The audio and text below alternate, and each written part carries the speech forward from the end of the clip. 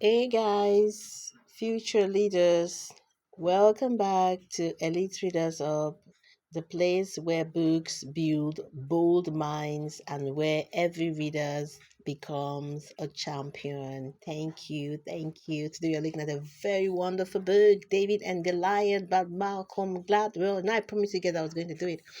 So if you're new here, just kindly subscribe and like click on the like button and also on the notification button so when I post any new video you'll be the first to receive it. I promise you.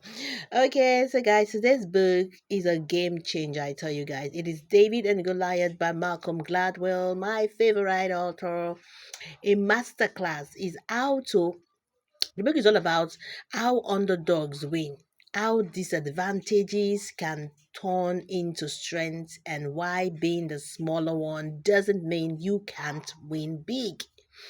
This book is so wonderful. It's eye opener for me. I enjoyed reading it. This book will challenge how you think about strength, weakness, success, failure, and yourself. It will make you see yourself in a different way. Most time people feel that disadvantage, they feel they can't do nothing. But it's trying to tell us that with this disadvantage, it's an advantage.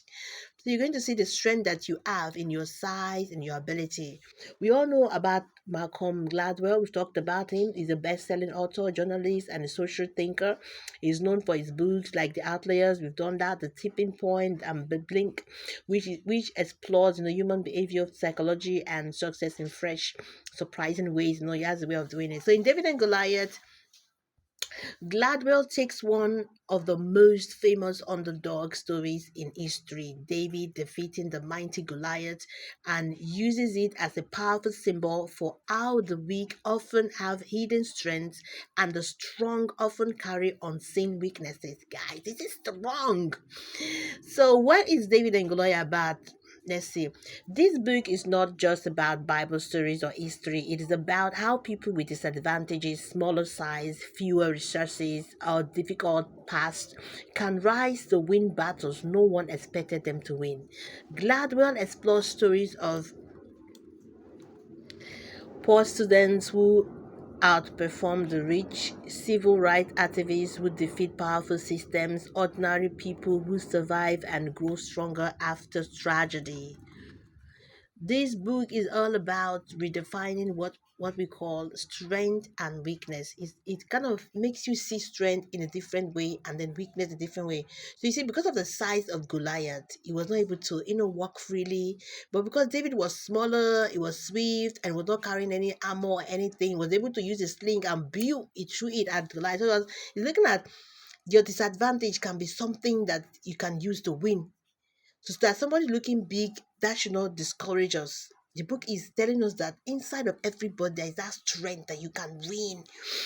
So it helps us to see strength in a different way. The what we think is strength might just be weakness. This book opens with the famous David and Goliath, story, but Gladwell reinterprets it. Yes, Goliath was big, but he was also slow, weighed down by armor, and possibly had a vision problem. David, on the other hand, was quick, precise, and strategic. He used the sling, a powerful, long-range weapon, and then defeated the giant from a distance. He didn't waste time to battle words with him. So this is a lesson for you guys. Don't be intimidated by big things. Popularity, celebrities, money, power. What looks strong might actually be a disadvantage in disguise. So what I want to say is that advantages of disadvantages. So Gladwell shares stories of successful people who faced real challenges growing up, poverty, they faced it, learning disabilities, loss, but this hardship in a stand forced them to grow grit, creativity, and boldness, because they experienced poverty, they've taught them how to manage money, because they experienced poverty, it has made them how to, to be disciplined, to choose their friends wisely because of where they came from. So their disadvantage actually build them so that they could become somebody. So we look about desirable difficulties. Gladwell introduced the idea of desirable difficulties. These are challenges that seem painful now, but later produce strength, resilience, and brilliance. For example, a student with ability to understand might struggle in school but develop better memory. Maybe some people they don't understand quickly. Do you understand? They have this problem. They don't speak. They have speaking skills issue. They are not really, they're not fast like every other student. But because they are slower, it helps them to now understand it better. It helps them to now want to work on their speaking skills and make them be persistent. So these advantages aren't obvious then, but they show up over time. So you that don't run from your hard things. Maybe your time is difficult to understand, difficult to read, but your difficulty to read will now make you to want to spend more time. So now want you to be more focused and disciplined. Can you see that? So growth often comes from pressure. Challenges shape the champions. So don't run away from it. They talk about power as limits. Gladwell tells the story of civil rights movement like Martin Luther King Jr. and the Bahamian Children's Crusade to show that those in power aren't always untouchable, especially when people fight back creatively. So that's what he's saying. He's saying that when people have the power, they can overthrow a powerful government. If they come together, though it may look like they've been oppressed, they've been down, but if this will come together like a force, they can pull down what seems to be a mighty power, uh, a government. So the thing is, the lesson for us is you don't need to be loud or violent to be powerful. You just need to stand for something right and stand with courage, like Martin Luther King and also Mahatma Gandhi too is a peaceful guy too.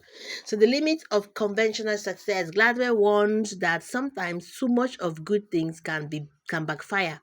Maybe if you have all the best things, for example, a child in a wealthy home with everything handed down to them may become lazy, entitled, and anxious. A child from a modest home might grow disciplined, creative, and tough.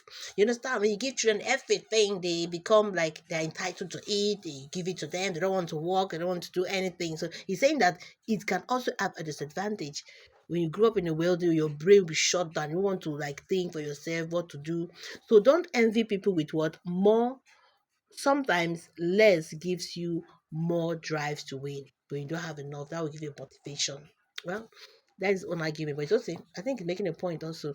Courage is the real weapon. So in story after story, from war veterans to school kids to revolutionaries, Gladwell shows that what sets David apart is not size, but a mindset. Remember when he came, he said, I come against you in the name of the God of Israel.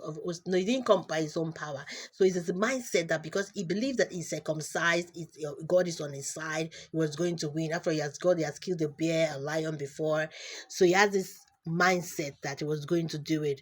So when people decide to fight, even against the odds, that courage makes them dangerous to giants. So the real secret to winning teenagers isn't strength, it's courage, creativity, and believe in your cause. Whatever you want to do, believe in it. So this is our final takeaway. David and Goliath flips the script on success and strength. It tells you this, that you are not too small, you are not too weak, you are not too late. If you have ever felt overlooked, outnumbered, or outmatched, this book says, good. That is how all great stories begin. So, these are my closing words for you guys. So, what if your disadvantages is your gift? What if your hardest challenge is your preparation for greatness? You need to read this book. You really need to get this book. It's so super packed, and I know that you're going to like it, guys. Please read it. And again, if you're here, you've not yet gone to www.elitereadersup.com. You better go there now. You're missing a lot. Lots of books, guys. So see you, and don't forget to subscribe when I upload a new video.